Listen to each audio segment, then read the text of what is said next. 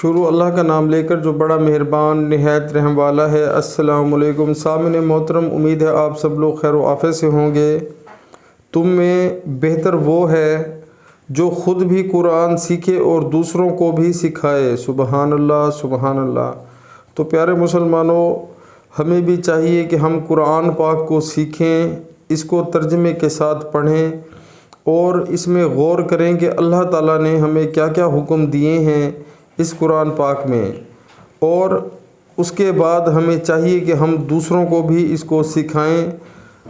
جو علم اللہ تعالیٰ ہمیں عطا فرما دیتا ہے، یعنی کہ ہم جو ریڈنگ کرتے ہیں قرآن پاک کی ترجمے کے ساتھ،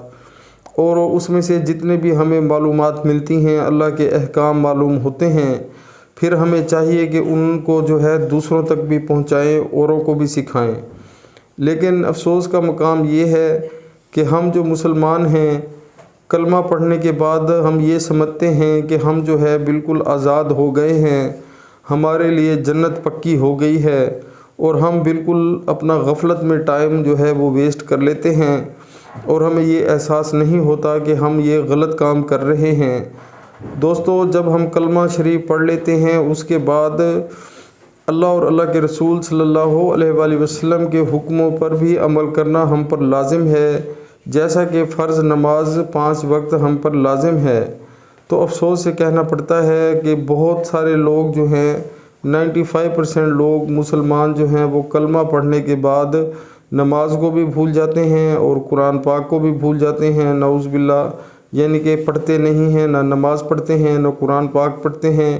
اور اپنی جو زندگی ہے وہ ایسے ہی ویسٹ کر دیتے ہیں، اور اس کا جو رزلٹ ہے وہ بہت ہی گندہ ہے، آخرت میں بہت خراب رزلٹ ہے اس کا۔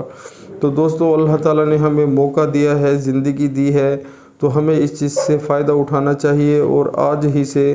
سچی نیت سے جو ہے قرآن پاک اور نماز لازمی اپنی زندگی میں لے کر ہمیں آ جانا چاہیے۔ کل کلا کو دوستو یہ موقع ہمارے پاس نہیں ہوگا، پھر پچھتاوے کے سوا ہمارے پاس کچھ بھی نہیں ہوگا۔ تو لہٰذا آج اللہ تعالیٰ نے ہمیں صحت تندرستی عطا فرمائی ہے، آج ہی سے اپنا معمول بنا لیں، روز جو ہے صبح اٹھتے ہی قرآن پاک ترجمے کے ساتھ پڑھیں، اور اس کے بعد جتنے بھی اللہ کے حکم ہیں اس پر عمل کرنے کی کوشش کریں، اور اس کے بعد جتنے بھی آپ کو